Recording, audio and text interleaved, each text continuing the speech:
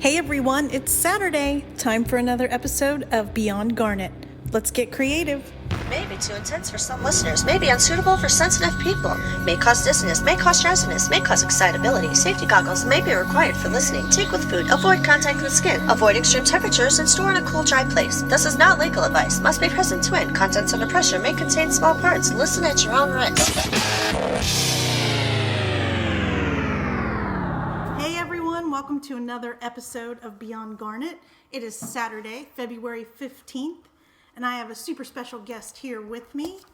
He's a creator, writer, comedian, actor, artist, musician, improv comic, teacher, reenactor, historian, and all-around crazy person, Mr. Landon Faulkner. Thanks for joining me, Landon. Thank you for having me, Lana. So let's jump right in with a question I love to hear from people, is who inspired you? Right now, I am absolutely fascinated with Steve Harvey. I love Steve Harvey. I think he's fantastic. Especially when you hear his story and how he got to where he is. It's so motivating.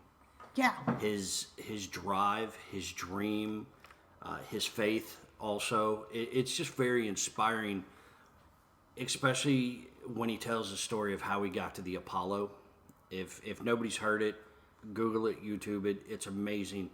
He was stuck in Florida, had $30 in his pocket.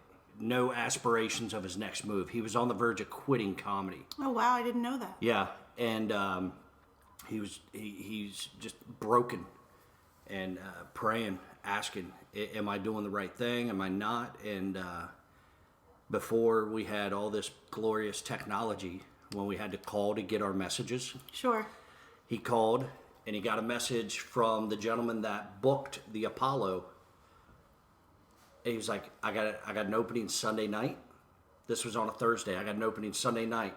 If you can get to New York, we'll put you up at the Apollo. And where was he when he got this? Florida. Okay. With $30. And he was like, well, that's got to be the sign. I'm not meant to make it. I can't do that. He's like, well, let me double check. Make sure he said this Sunday. If it's next Sunday, maybe I can hustle a little bit, get some money. He called back. Sure enough, hey, it's this Sunday. If you can get here, you're in. But then all of a sudden a beep came in from another message. It was another guy. There's a gig tomorrow night. If you can get there, it's $150. So he called the guy back. He's like, I'm 3 hours away. I need it. Don't give it away. I'll be there. So he goes, does the gig, kills. The owner, or whoever, the club owner, comes to him and is like, hey, our headliner sucks.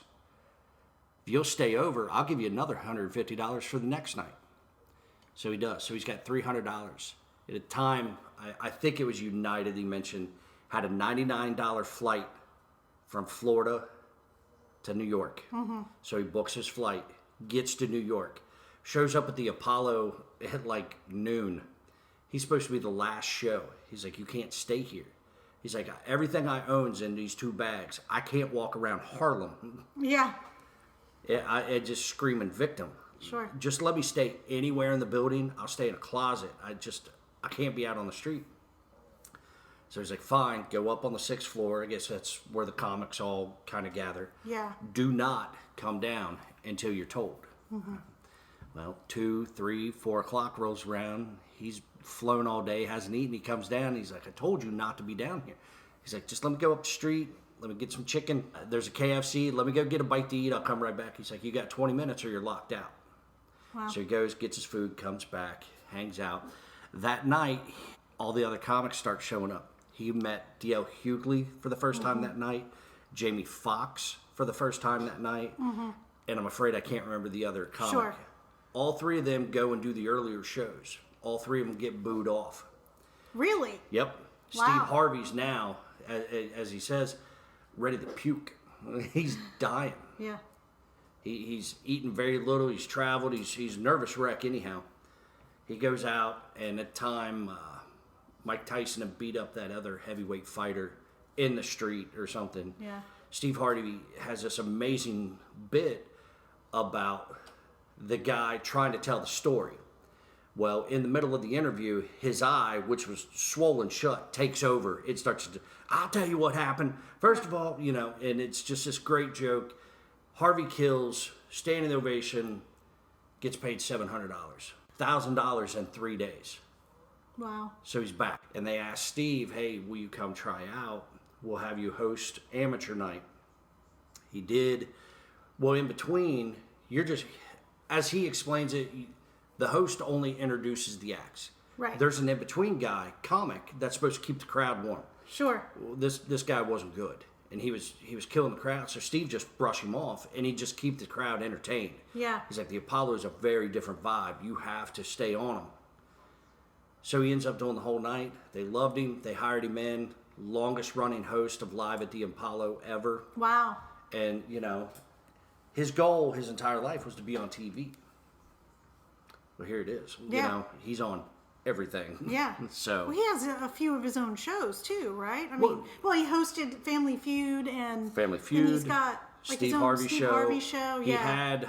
He's an author too. He's got Yes, like he a is. book out. And he couple had a books out. sitcom. Yeah. And then he does the New Year's Eve thing now. Right. And The Miss America thing, is that him? Yeah, the pageant. Yeah. Even with the little bumble. Little flub. Whatever. Everybody makes mistakes. It's fine. He owns up to it though. Yeah. And that's the thing that you also have to admire about a guy like that. He walked out there, took it on the chin, Sure. let everybody ridicule him, took it all, came back the next year. I Right. can do this right. And Yeah. here's me proving I can do it right. He just does a lot of the right things, and he gives back to a lot of people.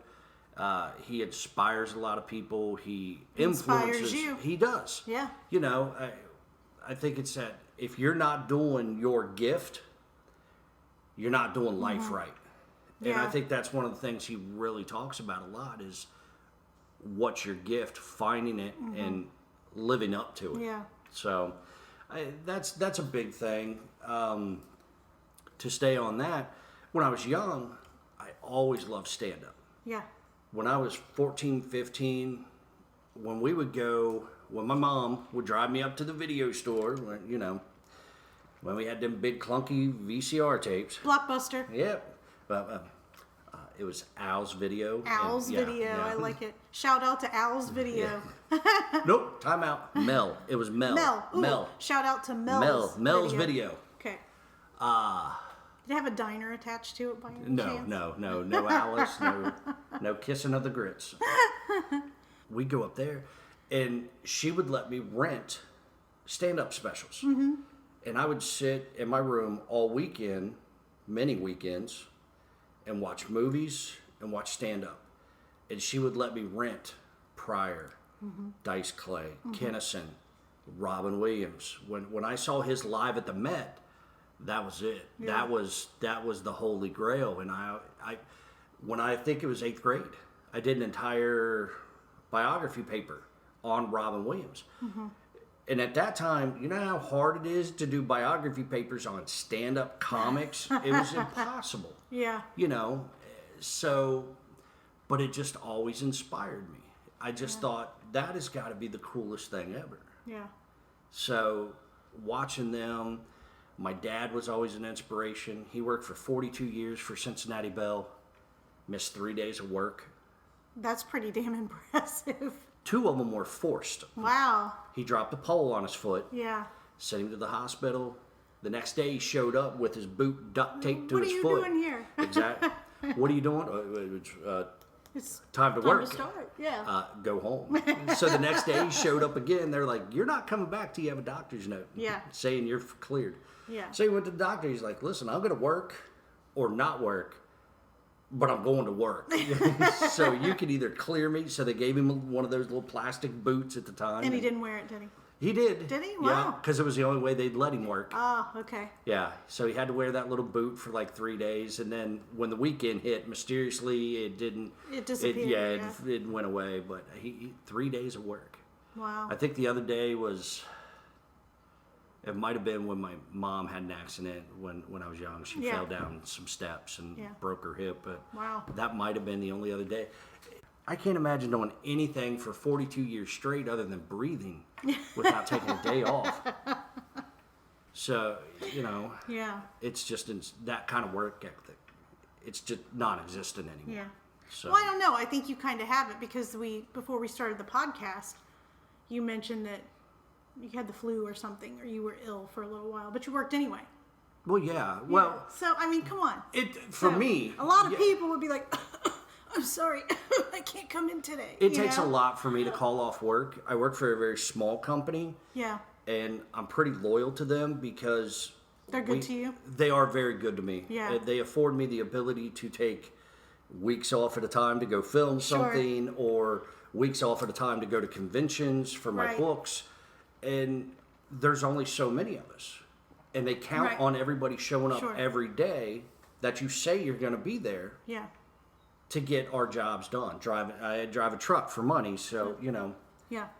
So, yeah, I feel a little bit committed to them and loyalty. They treat me well, and they allow the wife and I to be able to go and do things. So I tend to feel like I owe them fair day's work for a fair day's pay. Absolutely.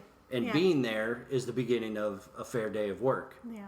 On time. An equal exchange. Yeah. On time, ready to work, sick or not. Yeah.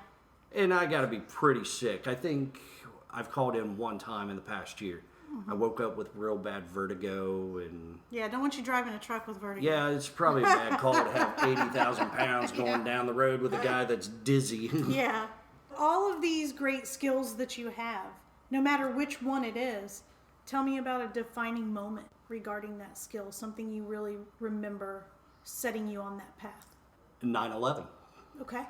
I was working as an assistant engineer in Lebanon, doing all the drafting work for a company and tool design and stuff, which is what I initially went to school for, drafting design. And it was about 9/11 happened. And 2 weeks later, for 2 weeks, it just ate me alive. And I actually tried to re-enlist in the Marines, but they just couldn't get it cleared because of my age and everything at that time. Right. I wasn't doing work that made me happy.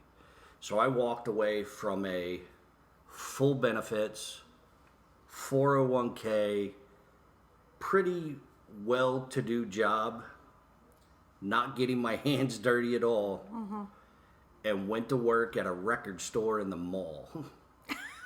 Okay. But I was happy again. Yeah. I was around people that made me happy. I was around Yeah. people that just tickled me and I could have fun with. The work is easy. Customers still stink. But I was happy. And then shortly after that, I started going out to comedy clubs on a whim. Going to amateur nights and stuff like that. And then one of the guys was like, you should try. You like going. And then I remember the first time I finally stepped on stage. And that was a pivotal moment of going back to when I was young and watching those guys doing it, to the very first time you get a legitimate laugh off of something you created, you did. Yeah. It changes your mindset. Like, that's a drug. Right. Forget anything you've ever done or tried. That's a drug, is to get a response, a specific response that you anticipate by writing something. See, that's why I think theater is so popular. People love being on the stage because they get that reaction from the crowd. Instant gratification. Yep. Yeah, I could see that. When you go back and watch some of your projects and you're with others that have never seen it, and they gasp when you expect them to, they get emotional when you want them to, you're like, that's me doing the right job. Sure. So, that was a very pivotal moment. And for 15 years, that's what I did. I did stand up. I worked a little bit here and there, but predominantly I made money as a stand up. Not a lot. Wasn't, touring a lot, but I did all over Ohio, Kentucky, Indiana, West Virginia, Pennsylvania, up to Michigan, down to Alabama. So I did some touring, but I was pretty aggressive and dark with my humor, Sure. which still is. Right, I yeah. have a very dark sense of humor. Yeah.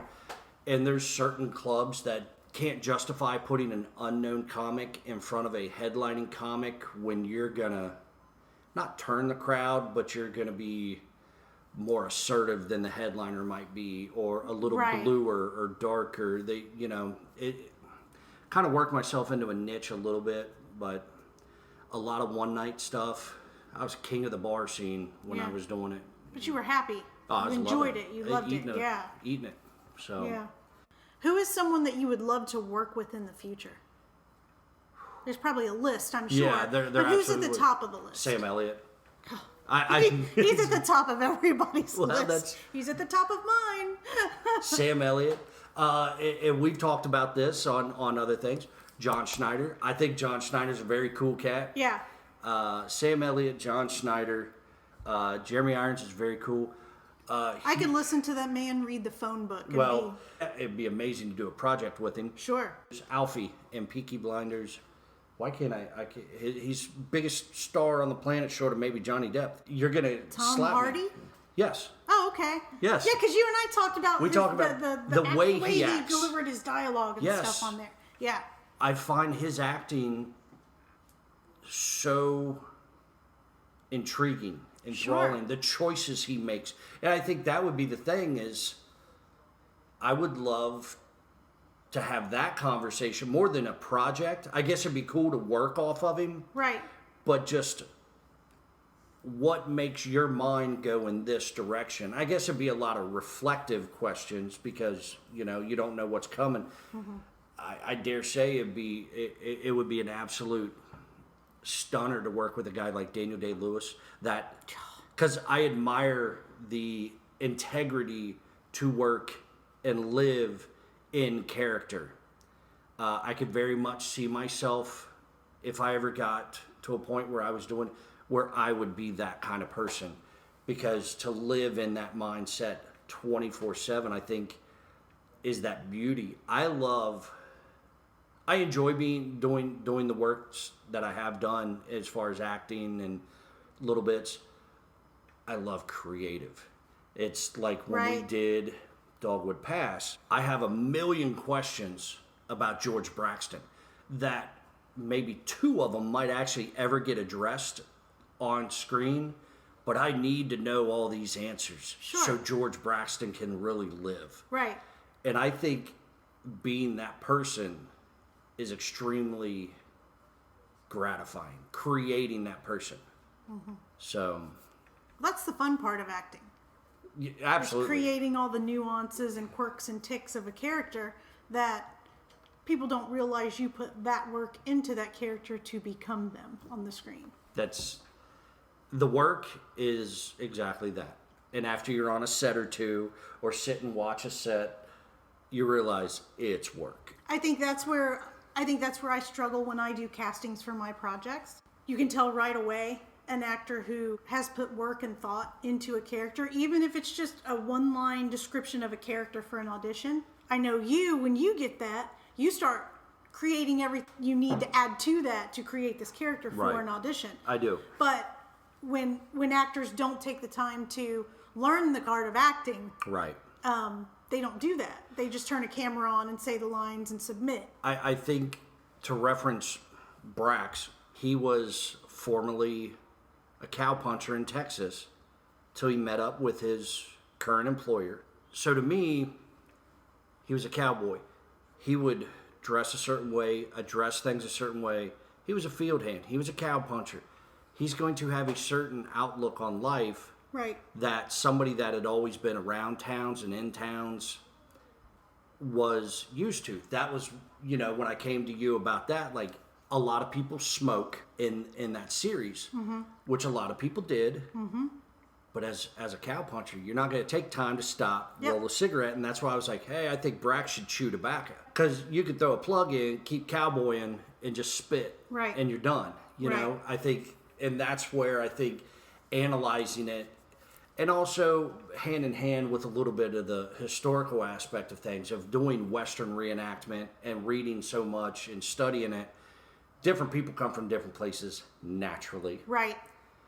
and they're going to have different influences on life. That was, things that were never addressed, and I don't know if Mr. Dobbins ever would address, but I throw at you like, hey, and a little bit of my own little flair of Sure. begging for a pickle barrel on the Yeah. bar, Which, We had that conversation many times. yeah, and we're not done having it. When I'm going to work pickles into that series somehow. There will be a pickle barrel at some point. If I gotta pay Brian to write in a pickle barrel, it's gonna happen. just to get my way. But also and I get ahead of myself. Oh, this would be, he came from here, and then he did this, and this, and this, and this is how he learned that, da-da-da-da-dee. Right. He doesn't know how to read, and this, that, and he loves pickles, because he needs a pickle barrel. Brian Dobbins. Yeah, Mr. Dobbins. Pickles. Tell me some of the things you do that you classify as hobbies. I really don't do a lot of hobby stuff. I've tried. I just, if I don't have the time, the money, and the ability to go overboard with it, You're not doing it. I lose interest very fast. Yeah. Like I thought it'd be cool to try to take a hobby of making. I use only, and this sounds pretentious, but I only use like craft soap. I don't buy bar soap out of the flea markets, craft shows is where I will stock up on soaps because I can get scents and stuff. I like earth scents, so I actually had a company make me the smell of fresh cut grass for soap. Oh, that's wild. It's just a lot of memories and fondness. It just always reminds me of my dad, and I love the smell of fresh cut grass. Yeah. There was another one. It was a tobacco pipe smoke. Yeah. I smoke cigars and pipes, so it's not an overpowering, but it's just that. Just a hint Yeah, of. yeah. Yeah. So since like smells like that, surf, sea, different things. So I was like, hey, I could make my own soap. So I did. I tried. Did one batch. I was like, this just takes way too much energy. So that was out. Done. Gotcha. I do like to mess with my small stockpile of firearms. Change them, alter them. Work with them. Yeah. I do like that. I do like to go shooting when I can. So. Would you consider that, like going to a range, would you consider that a hobby then? Something you do that you enjoy that you're not going there because it could potentially make you money or advance you in anything that you're doing? I guess I would. I mean, it is definitely a skill. It's a skill that has to be rehearsed, practiced. Right. It's fun. It's therapy. There's nothing better than just blasting the crap out of paper targets. Or hay bales or whatever. It's very therapeutic. I would agree. Yeah. But then also it is a skill that I try to keep up to a certain level, but it's a hobby. I'm not going crazy. I don't have a million stockpile bullets or anything. I'm not like stockpiling for the zombie outbreak yet. So I know you probably collect things that you need for props or for wardrobe or Renaissance stuff because you like that stuff, right? Yeah. Yeah. So what do you collect, if anything, that is not tied to any of your hobbies or your acting or any of those goals? I do have a small collection of Funko Pops. Okay. Actually, it used to be a lot bigger. Okay. We reduced it a lot for space. I love the old Rankin Bass Christmas claymation stuff. Specifically the Rudolph the Red-Nosed Reindeer. And they've made a lot of Funko stuff. I'm a little, I don't want to use the word obsessed, but use the word obsessed. Obsessed with the Bumble and Yukon Cornelius. Oh, yeah. So. Well, there's a slight resemblance there. Yeah. I have all the Funkos of Bumble and Yukon, and anytime we see that kind of stuff, because I love Christmas also. So we do buy a lot of Yukon and Bumble, and then I also love Nightmare Before Christmas, specifically the Oogie Boogie. So I have Boogie Funkos, and then whenever they do like a celebrity, like I do have an Elvira Funko and Lemmy from Motorhead, gotta have my Lemmy. So stuff that I specifically, personally really enjoy. I'm not I gotta have every Funko made. I just want the ones that intrigue me. I do have a good collection of Bumble figures, plush, statues, snow globes, and they're all display in the office. Her thing is Cheshire cats and hyenas. Oh, okay. So there's a lot of Cheshire on one wall and hyena pictures. And there was a Hanna-Barbera character called Ha Ha Hyena way back in the day. Uh-huh. And a good friend of ours, Jay Fosgett, he's a comic artist. I had him draw a rendition of Ha Ha for her. And so we have our little knick-knacky things. So you get a bunch of Christmas stuff on one wall, a bunch of Cheshire Cat, a bunch of hyena stuff, and then the other walls all hatchets, guns, Western paraphernalia. It's a weird room. It's a room that could be the stuff that nightmares are made of, Yeah. right? So I heard a rumor Yeah. that you can tell when someone's been naughty and when someone's been nice. Is this a true rumor? That is a fact. I have that Elaborate ability. on that for me. This past year, I began working as a Santa's helper. Okay. My father worked for 20 plus years as a Santa's helper. Oh, wow. He did our Legion, Firehouse, VFW, street details, all that stuff. And I always remember watching him walk into a room and just become a rock star. Yeah. It's amazing. And as I got older, and after my mother passed, he still performed 1 or 2 years before physically he wasn't able to. Okay. And I remember the last event that I took him to, helped him get dressed in the back. He hit the door, big pop, kids just went nuts. Sure. I stayed in the back room, because it's just the way it works. But just to listen to it, and it's just a rush. And I had always told people, as I was growing my beard out more and more, Right. they were like, and I've had people ask me, if you cut that thing, you might be more socially acceptable. You might actually get a date. This is before I was married. And all that. And it's like, I can't. Eventually, I got to go in the family business. So we're going on 3 years next month since Dad passed. And last year, the wife and I sat down. I finally told her, this year I want to do it. Mm-hmm. I finally want to do it. And initially, I think there was a little reluctance on her part.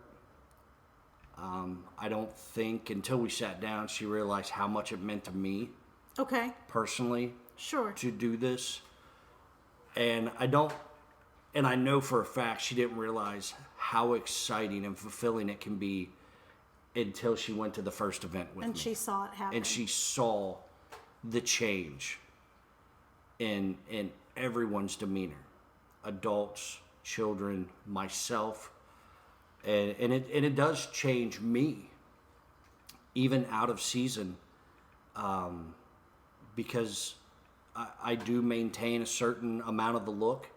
I will continue to keep my hair white throughout the year from now on. And when you do that, you have to remember at all times who you look like.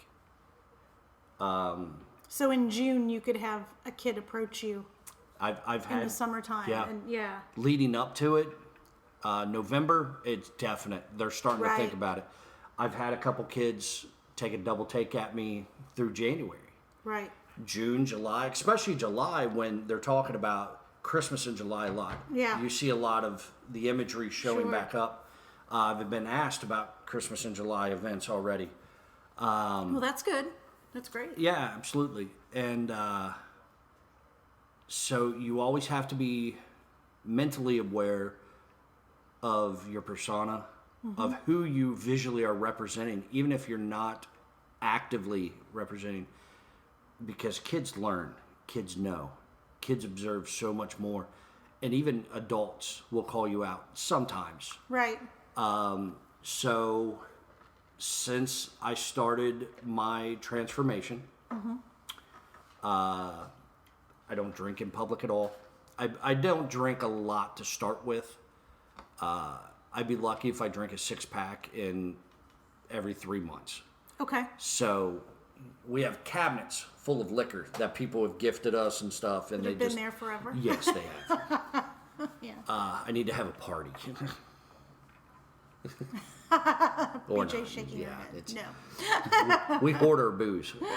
We don't drink it. We just hoard it. We just like to look at it. So when It's there's so none pretty in the left, it's cabinet. at our house.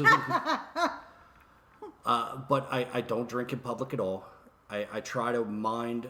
I got a pretty profane mouth at times. Sure. I cuss like the Marine I am. Yeah. And Try to watch that in public. I always, and I'll Yeah. even have to sometimes, if I'm with her and she's saying something, hey, there's a child within earshot. Mm-hmm. You need to, because unfortunately, if she's with me, she reflects also. Of course. Yeah. Sadly, and she understands a lot of that stuff now. Yeah. And So it's kind of mellowing you both out. it kind of Yeah. does. It just makes you more self-aware Sure. of the influence you can or do have Right. on people. Yeah. Playing that role is a pretty powerful thing, I It think. is immensely powerful. Yeah. Everyone that looks at you expects something or desires something.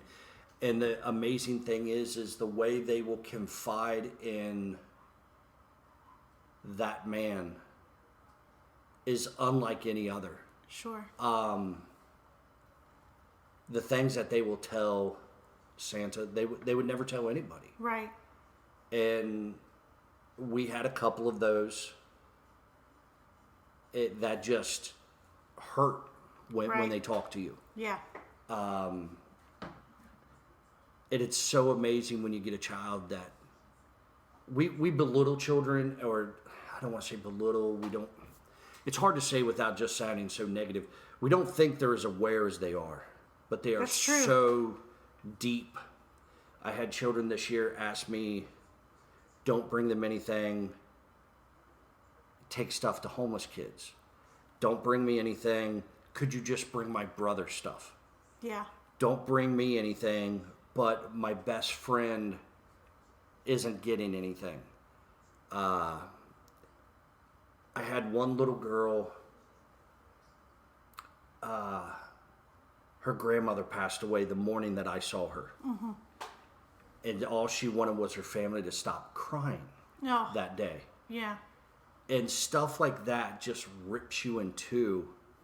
That's hard to maintain when you have a child saying things like that to you because it Absolutely. rips your heart out. It does, and it hurts. And there's no way to get up and go talk to somebody else to relieve it. Right. So you just take it, and, and if they're open to it, you give the child a hug. You tell them that, I can't make you not hurt or be sad, Mm-hmm. but I can pray for you if you want me to. Right. And some take it. I had adults come to me and just ask me, my kids lost their dog. Well, Santa doesn't do pets. Right. I don't do pets. I don't do cell phones. I don't do guns. I think it's important for parents to get credit where credit's due. Absolutely. Yeah. If you buy your kid a $100, $200, whatever $100 large expensive item, hey, as a parent, you've busted your butt to afford That came that for from your mom kid. and mom and dad. That's or mom and dad. Or dad. Santa brought yeah. you the baby doll. Santa brought Right. you the G.I. Joes. Yeah. I brought you toys. Mom and dad brought you that stuff. Right. You have to understand that. And I think there's some kids want you to try to break character, or they try to get you to. Oh yeah, I'm sure. And there's a certain responsibility with knowing the truth. And that responsibility, it falls upon everybody. Mm-hmm. And that is to, in essence, you maintain the lie. Yeah. You know the truth, but Yeah. now you're part of the lie. Right. You never tell a young child or a true believer, you never break that confidence. Right. When they find out it's time, it's time. Right. But you never, you hold on to that in their eyes as Sure. long as possible. Absolutely. Because there is an absolute joy that children and adults have. I don't care. The sternness of adults, when they hear jingle bells and they all of a change. sudden see the red suit, Right. you see everybody starts to grin, every eye brightens a little bit. It changes the dynamics of anybody's day. We did the town that I work with. We have people coming out of their houses when they would see me running down the street. Yeah. They come out in pajamas. Yeah. Santa. They're Santa. sick, Yeah. but we saw you walking. Yeah. Could we take? Absolutely. Everybody should get their picture taken. Had two little old ladies. She's like, we've been getting our picture with Santa for 42 years straight, and we're not missing this year either. So I was like, Bring it in. on. Bring it in. Bring it in. How many beard tugs did you get? Did you get any beard tugs? from I only kids? had one, and it was a special needs child. He couldn't talk, Yeah. but he could make noises, Okay. and you could hear the difference in noises. Like he Right. was he was Sure. attempting to speak. Yeah. So as he was in a chair, so they put him next to me. Motor skills, but not fine motor skills. Sure. So, but he ended up reaching up, pulling my glasses off, which is fine. Yeah. And his mom was like, "Oh, give those back." I was like, "Yeah, let him look at them. Who cares?" Yeah. They're glasses. Yeah, they're glasses. Yeah. So she finally gave him back, and I gave him to my elf just so he wouldn't pull him again. Then he did get a hand in my beard. She was like, "Don't do that." And I was like, "It's real. okay. It's not going Yeah. anywhere." I was like, "Pull away." So he did have his little You knuckles pull in my it. hand. I'm coming with you. Yeah. So but it was just the locking of the eyes and the noises, the him speaking changes. Sure. Because you could hear him talking to them, but then when he gets up to me, there's a different inflection in Oh, it. yeah. And you know, and I think that's a special thing. And kids that don't want to be held is Yeah. fine. Yeah. I don't think any parent should force them. I don't either. I find it a little bit mean. You're handing your kid to a stranger, Yeah. Santa or not. When there's a certain age, they don't get it. Yeah. You're just handing them off. Yeah. And they don't want it. They don't want it. But some people, well, I think it's funny to have them crying. Well, that's fine, and I'll play Yeah. along. I'll make a crying face too, Yeah. so it looks like we're crying together. Yeah. And they get a kick out of it. I agree with you on that. Yeah. It's just they don't understand. So why put them through? Yeah. Now, I did take some family photos with my personal family, and my nephew, him and his fiance, they just had a daughter. Well, she'll be 1 tomorrow. I think it is, or today. I'm a horrible uncle. It's all right. Most men are. I know it's now. So she would not come to me as I sit. But once I changed, once I put the suit on, she was in. Yeah. She was very comfortable coming to me. And we Right. got some really nice pictures of her and I. Yeah. So that was fun. Yeah. That's nice. It is. That's nice. What quirks do you think you have, Landon, as a person? As Landon, not as Santa, not as any characters, but as Landon. Tell me a couple of your quirks. I love to torment my wife to no end. Poor BJ. She knows I do it. I know I do it. I know I do it to the point where she's near furious, but I can't help myself. It makes me laugh. I'm not laughing But at she her gets pain. you back too, though, doesn't She can. Not often, but she can. She's smarter than me, and she knows it, so she has that going. But I'll just ask her why, and insistently, and consistently, and never-endingly, just why, with every word that comes out of her, every sentence, everything. Why? And I can ask it 100 different ways, but why? You're like Captain America. I Why? can do this all day. All day. And she just gets so infuriated with me. And it makes me laugh. I don't know why, but it does. I know there's that. I'm pretty It's a insistent. pretty big one. I like being right, but who doesn't?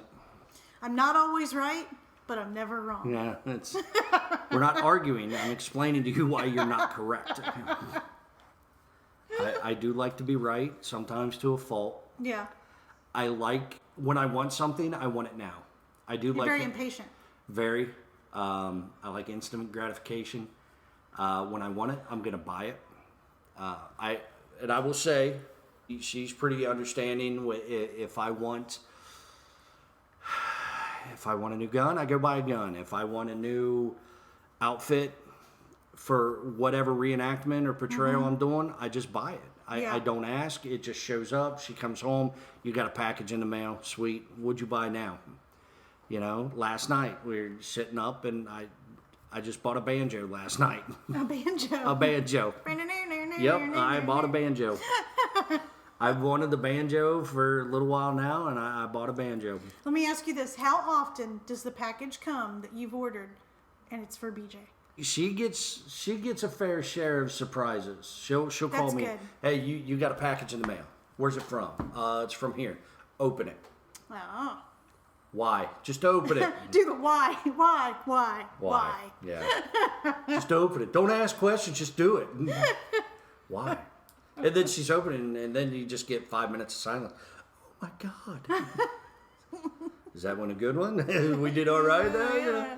That's why I'm allowed to spend money freely, is Oh, because, things like that new wedding ring show up unexpectedly, or That's shiny nice. necklaces, or whatever trinkets and toys, or Yeah. she'll talk about something. A little hyena here and there. Oh yeah.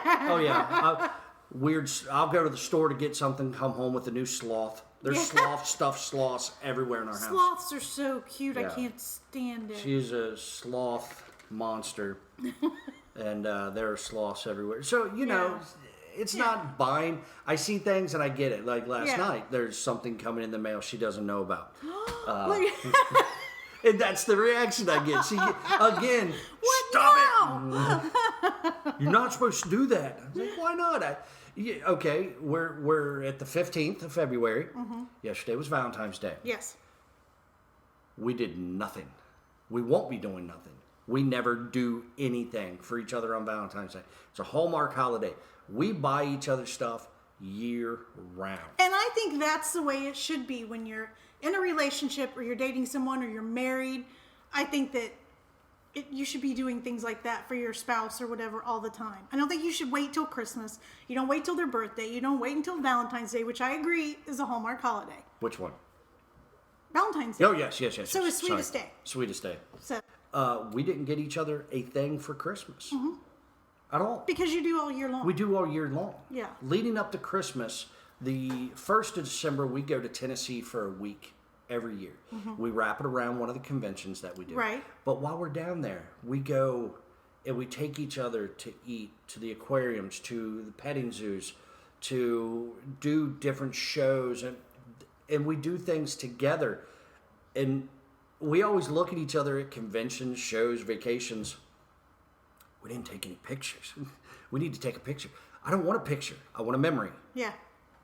Everybody else doesn't have to see what I'm doing or what I'm eating, or I know, and I know who was with me, and that's it. Which is a funny story, because we went all the way to Tennessee to sit down for dinner just to have one of her insurance clients sitting at the table next to us, which was just weird because we talked across 2 tables for almost the whole That's meal. pretty wild. It was interesting. It was fun. Yeah. We went to the Peddler. Ever go to the Peddler in Gatlinburg? I believe I have. It was the first time Is that we where ever- the mill is? What's the one where the mill is? The Mill.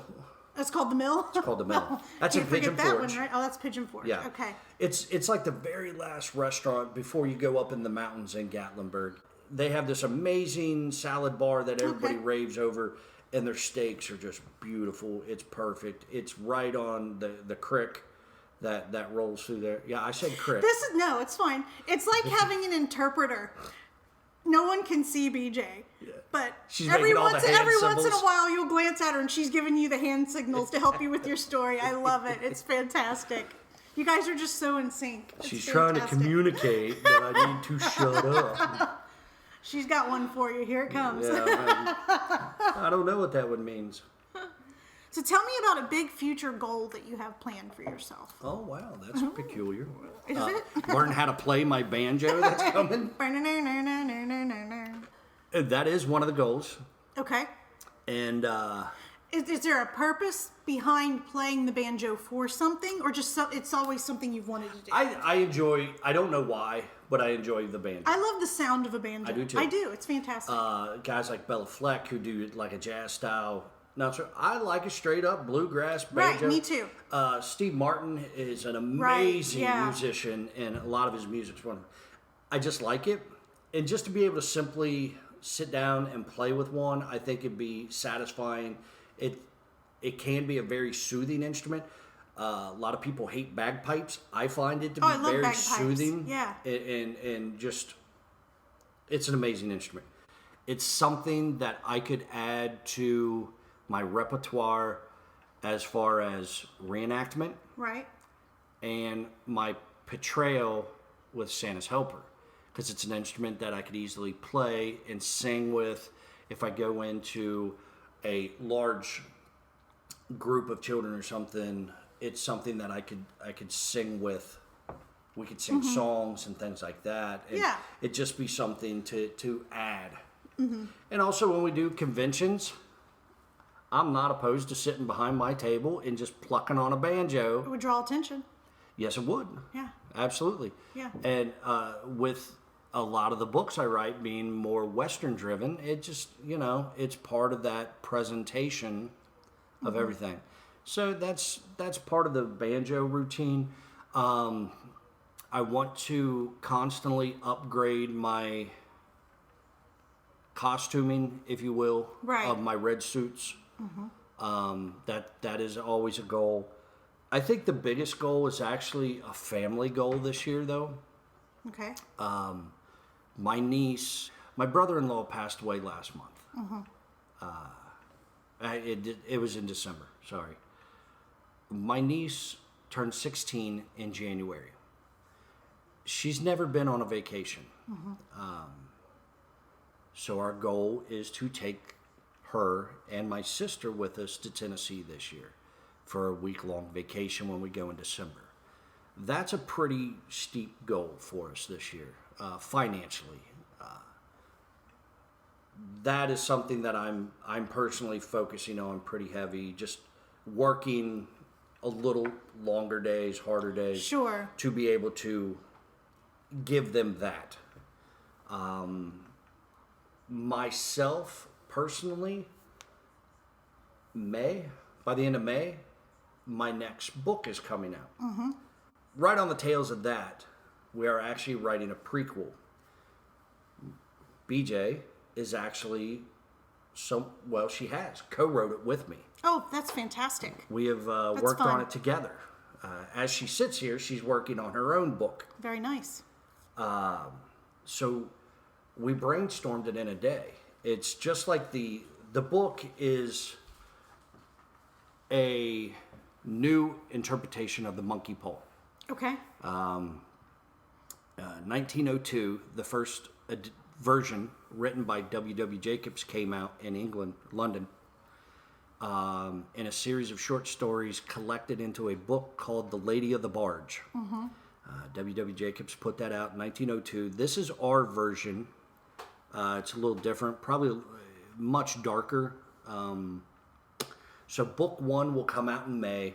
This is actually a prequel to the 5-book series Gotcha. that we've written together in conjunction with the other co-writer that I'm working at, Nietzsche Yeah. Hawkins. He and I wrote the first book 5 years ago, but we tried a couple times to get it started. It fell flat. The original artist was way too expensive for us at the time, so it fell flat. So finally it's coming to see the light of day. I'm super excited about it. So then we were thinking, as we plot through the other 4 issues of the short series, it'd be cool to go back and do this as a prequel. Well, that's come really fast, so that's being put together. So we'll continue to move forward on that. And I've got this script that I'm probably getting the evil eye about right now that I need to finish. I think Getting an evil eye from two directions on this one. You're so close. You're so close to finishing. It is very close to being finished. It's very complicated in my head to write for 5 people as they talk over each other. It's very convoluted, very cut off sentences, and it's a very complex scene. But I do want that done because I think it's a cool story. I think it's a nice story. Because if I can get through that little bit, we can go through and start punching it up and adding in the flavor. Right. So those few things. We have a number of conventions this year. I feel like this year will be very productive. Getting myself refocused is a big part of that. We have to do that every once in a while. It happens. It happens a lot. Yeah. For me. What happens when you have so many irons in the fire and you're so creative and you're creative in so many different industries and platforms that, you're writing, doing the historical reenactment stuff, you're doing, Mr. Claus, you're acting, There's a lot. you got a lot going on. There so is. You have to refocus. That, and unfortunately, like many people, I have my little struggles inside of my head from time to time. Sure. And that pulls me out of that focus. So I'm kind of riding the wave right now of momentum and creativity. That's great. A couple weeks ago, we went up to Columbus to visit with some of our friends that are all creators, writers, podcasters. And it just recharges me a little bit. Yeah. Because when I'm away, especially in the doom and gloom of winter, when we all lock ourselves Welcome inside. to February, right? When I get away from any creatives for too long, it just drains my batteries. Yeah, absolutely. I feed off that, just being around creative people feeds my creativity. And after we went up and met with them and hung out and had dinner and everything, it probably wasn't 3-4 days later. It was the next weekend. We wrote this prequel, and then I got punching up other items, and there was other outlines of books. I drove home one night with an entire idea for another book, and told her about feed the beast, right? When it's hungry, and try to get it out as fast as I can. I write a lot of short outlines so I can revisit them later. Little notes to myself. This is the plot. This is the idea. Ding, ding, ding. And then it might take 4 or 5 months. Might take a year before I get back around to it. I've got stories I wrote 6 years ago for plot outlines that have never been written. But they haven't moved to the forefront of my head. Right now, as we're finishing up the first Monkey Paw, Family Values, it's very heavy in my mind as I'm pushing the artist to finish everything. Right. So it's a prevalent story. Tell me about, and it can be any situation, a disappointment that you face that still sticks with you. I like to say that I don't live with any regrets. Everything happens for a reason. But the only one that I carry is really that still weighs on me is not getting to see my mom the day she died. Okay. I wanted to. I intended to. I talked to her on the phone. She told me not to come. She was tired. She had just gone through a surgery a couple days before, and she was kicking everybody out of the hospital room. Go take a nap. That night, she had a blood clot pass through her heart, and they couldn't save her. So not going that last day, it hurts still. Sure. But, I had other times that were just her and I's that make up for it. I find disappointment whenever I turn on Facebook and I see all these auditions I can never go to. I can never go to any of them. I can't miss work like some of these folks have that ability, whether it's built in or they don't care or they got a job where they work from home. I can't. I have to go to work. I have to pay bills. I can't miss work to drive 2 hours to be told no. So, it's disappointing to a point. I don't think I stink at it, but I don't think in the grand scheme of things, it's the final step. Yeah. I'm not Tom Hardy. I'm not Daniel Day-Lewis. I'm not Jim Carrey. I'm not even like the fat friend Jonah Hill. You know, I don't think that's my forte. Mm-hmm. I think at some point, I think writing will become much more of what I do. I know. Not that I'm opposed to it. I mean, if somebody walked up and was like, "Hey," your main goal, you're not striving to be an actor. No, like, that's not the main goal. No. Yeah. No, I don't think so. You would lean heavier on writing as opposed to acting. Yeah, creating rather than the acting. Yeah. Okay. You know, I think that's a more, to me, and this may sound like a negative to myself, I think it's a more realistic goal. I guess it's one of those, it's a negative envisioning on myself. I just don't see me doing that. I got you. I could see bit characters like, hey, here's that creepy dude that knows the guys that did something on CSI. That stuff. I know what you mean. But I couldn't, we need a funny fat person. I got your guy. We need a weird looking funny fat kid. I got your guy. I got you. We need a leading man. I got nothing for you. I got a phone number you can call. It's an agent. Let me look up an agent for you. It's just, and maybe that's a negative image of myself, but no, that's. I think it's a realistic. I agree with you because when I used to what coach. Do you say? So you're saying I can't be a leading man? Oh, so here we go. All right. Why? Banjo. So when I used to coach actors, what I would tell them is you have to take an honest look at yourself. And if you're 65, you can't play a high school quarterback. Right. You know what I mean? You have to look at yourself and evaluate what characters you can realistically play the way you look, the way you sound, and the way you act right now. If you don't like the way you look, change it. Then all the characters you can play are probably going to change. Right. You can't change your age. They can, now they're doing all this weird de-aging stuff that just freaks me out. Well, people look like Play-Doh. There's a certain budget that you have to get to in acting to be able to do something like that. Absolutely. But I think a lot of actors don't realistically look at themselves, so I think it's a very healthy thing for you. That you know what characters you can play and what you can't. The way I look and the way I maintain my appearance nowadays to be a Santa's helper, it automatically limits because I'm not shaving to do stuff. You're not cutting your I'm hair. not cutting my hair. You're not dyeing it back because it's way too much work to get it. Yeah. So, it automatically limits what I can and can't do. Sure. Now, if they want a commercial with a Santa, stuff like that, that would be much more realistic for me to begin to work my way towards. Yeah. And there is a business there. But I'm not there right now. Yeah. So Sure. I don't think it's, I guess in that aspect, it's not unrealistic to know what I can and can't do. Tell me what your favorite type of cake is, Landon. Applesauce cake.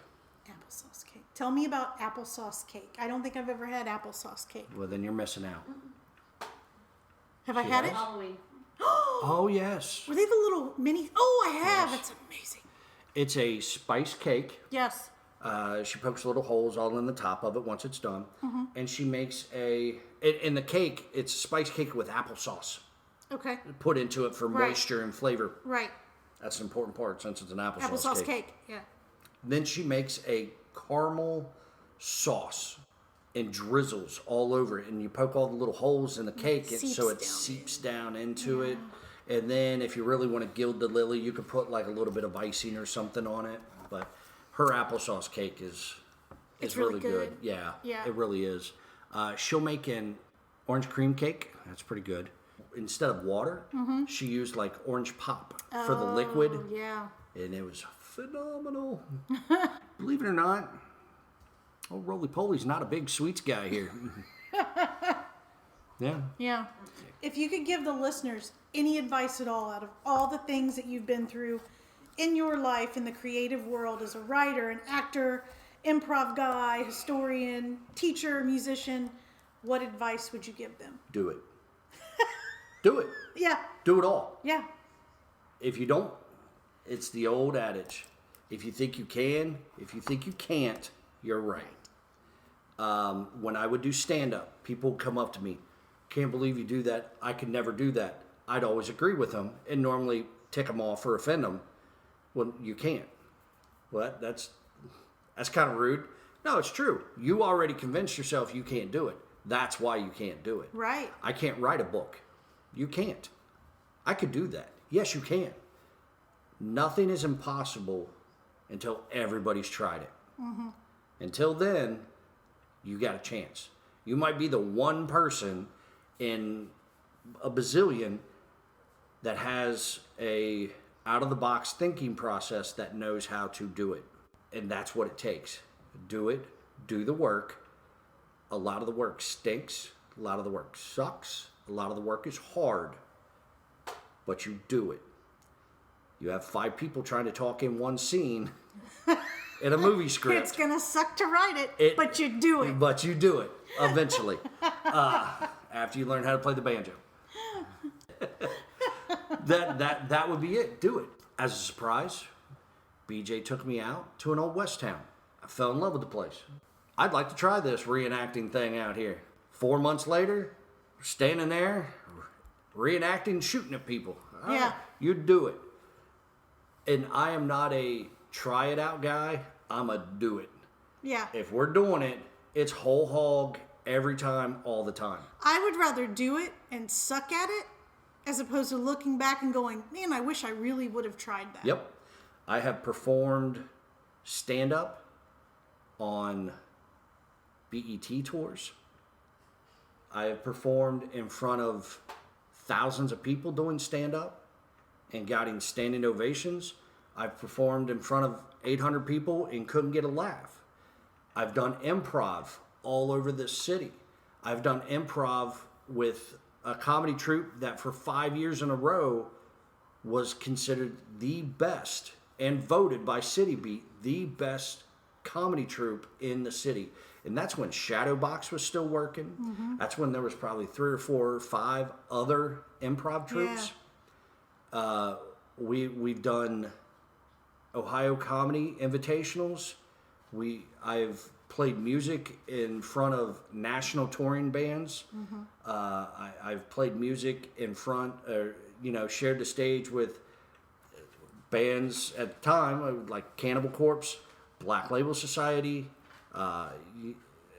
Through the Eyes of lots. And it was we all played thrash and heavy and death metal, but I've been on those big scenes and I've gotten to see some of that interaction.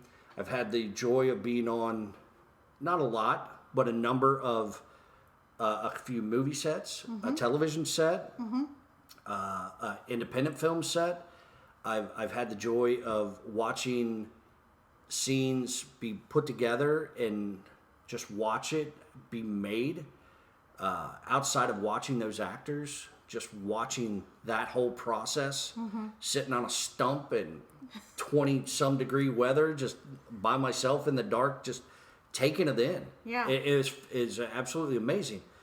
I've sat on an independent set and watched people be coached line by line to get through a scene. But it's all an amazing experience. Right. When you step back, what do I need to do to be one step better than what I saw? Or what do I need to do to be that next step to where I'm getting a close-up, I'm getting that long monologue to nail down. So I think that's just what it comes down to. You got to throw fear aside. It's scary, but you do it. You get in the deep end, see if you can tread water. Yep. If you can tread water, you can learn to swim. Yep. It's step by step. one bite of elephant at a time. Just do it. Just do it. Yeah. That's what it comes down to. Do the work. Yeah. So if people wanted to find your writing, any projects you're involved with at all, where would they go to find those? I have a website. It's landonfaulkner.net. I'm on Instagram. I am on Facebook. If they go to any of those locations, they're going to find the things that you're involved In one way or another. Yeah. The only one that's not connected to everything else, because I'm very adamant about keeping certain aspects apart, is the Santa's Helper. Mm-hmm. If people want to see photos and stuff, that my Instagram, I don't cross-contaminate. That's a different person. Yeah, that's a special thing. Yes. Yeah. But that is under Santa L, if you look on Facebook. I might be building a website for that entity later this year. Okay. I believe it's also Queen City Santa. That's what I do. I talk a lot. It's all right. We're going to edit this down to 10 minutes. You won't hear banjo one time. Yes. Or why. Why? Or me So I'm walking rambling. away with banjo, why, and do it. Yeah, it pretty much covered it down. We can edit it down to that. There you go. Well, Landon, thank you so much for joining me. I appreciate it. Thank you. BJ, thank you for being his co-pilot. She waved. She waved. Oh, there was a giggle. We got it. All right, guys. Thanks for listening. Join us next Saturday when my guest will be the wonderful, wild Nancy Pushkar. Big shout out to Kevin McLeod over at Incompetech for our super slick theme song, Jet Fueled Vixen. And a big shout out to Michelle Lawson for our super amazing disclaimer.